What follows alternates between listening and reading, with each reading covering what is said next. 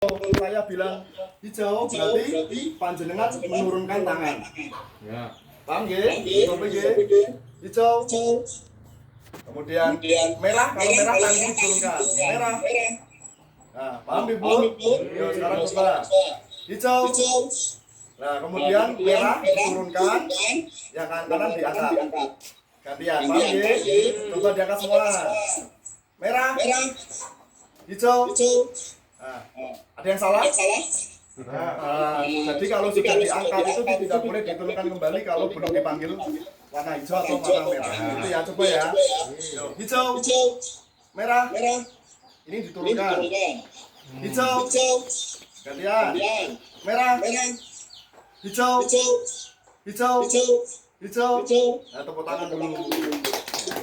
Ya, jadi gini, Ibu, Bapak-bapak, kita sudah masuk ke materi yang tadi untuk pengawasan terhadap anak ya. Pentingnya kemampuan bahasa, ya. Pentingnya kemampuan bahasa. Jadi kita itu harus berkata sesuai dengan apa yang kita sampaikan. Jadi jangan sampai anak itu salah dalam pengucapannya. Ya, seperti itu, ya. Paham ya, Bapak Ibu? Kemudian dalam bahasa itu merupakan kemampuan dasar, Bapak Ibu ya. Kemampuan dasar untuk mengutarakan pendapat apa yang akan kita sampaikan kepada orang lain yang ada di sekitar kita. Jadi anak pun itu perlu kita latih untuk melakukan bahasa tersebut agar mereka, anak-anak kita itu memahami arti bahasa. Bahwasanya bahasa itu akan sangat melihat apa itu faktor yang ada dalam dirinya sendiri, Bu. Kertas mboten, Bu. Tapi Bu, panjenengan kertas mboten menawi menika kula sanjang bahasa niku kok penting niku tujuane bahasa niku napa? Esen kertas mboten. Monggo. Pak Wito, Pak Adit, silakan. Silakan Pak Wito, nggih. Ya, Pak, untuk proses belajar nantinya, Pak. Untuk proses belajar nantinya. Kemudian untuk Pak Adit apa fungsi dari bahasa yang panjenengan ngerti? Agar nantinya bisa katakanlah pemahaman, Pak. Pemahaman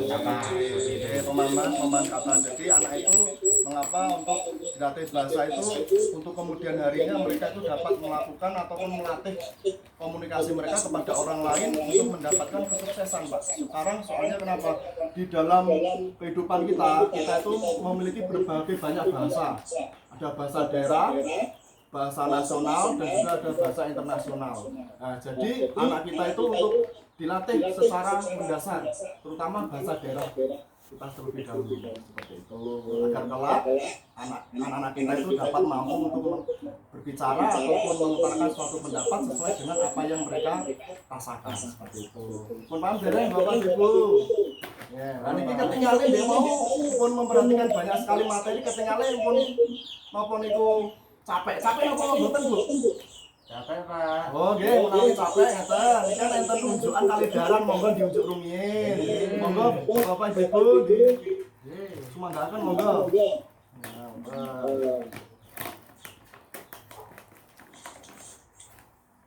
Ya, nggih, terima kasih ya Bapak Ibu. Sekarang waktunya kita untuk melanjutkan kembali pembahasan tentang pentingnya bahasa.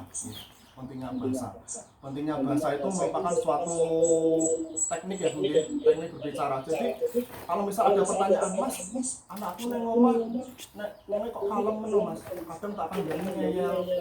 Tapi atau jagungnya aku lah. Itu kenapa Mas bisa seperti itu? Bapak bisa jawab tidak? Kenapa? Apa panjenengan terlalu galak di rumah?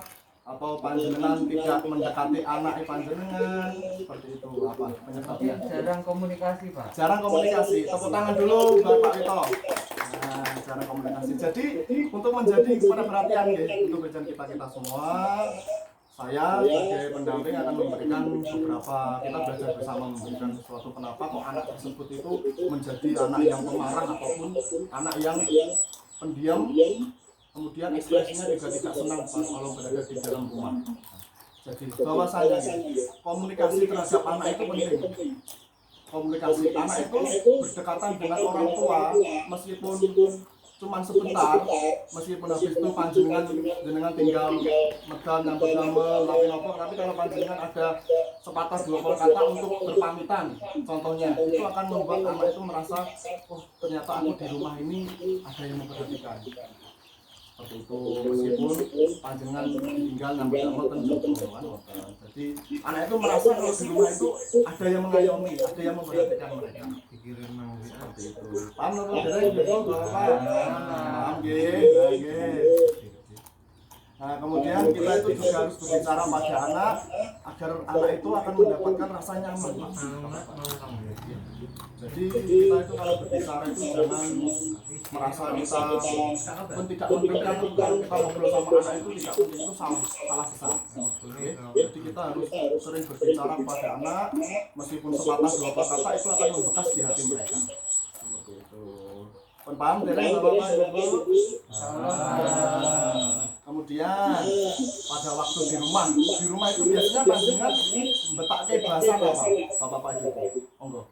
Pakai bahasa Jawa kan adat kita sendiri atau bahasa Indonesia, bahasa nasional atau bahasa internasional. Monggo. Bahasa Jawa oke bagus banget ya, seperti itu. Jadi anak sekarang itu di zaman milenial ini ya, zaman milenial itu anak-anak itu mesti susah untuk dilatih bahasa Jawa, apalagi Jawa Kromo Inggil dulu, Jawa Kromo Inggil, Jawa alus nggih. Nah itu makanya itu panjenengan secara mudah mawon memberikan pembelajaran bahasa tersebut. Misal sampun maem dereng. Mungkin nonton itu disukani jawaban dikasih tahu. Sampun Pak, sampun Bu. Jadi itu kan secara mudah. Nah, kemudian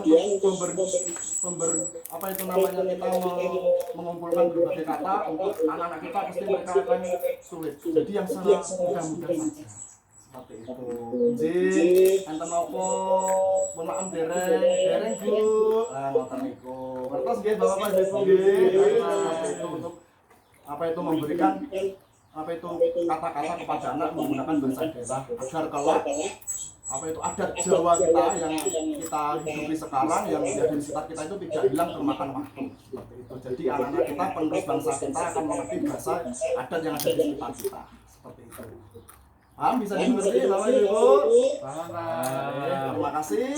Silakan untuk nanti panjenengan sampai rumah panjenengan untuk apa itu mempraktekkan atau mempelajari bahasa-bahasa daerah yang panjenengan akan sampaikan. Paham nggih? Terima kasih banyak. Sekarang silakan untuk dilanjut.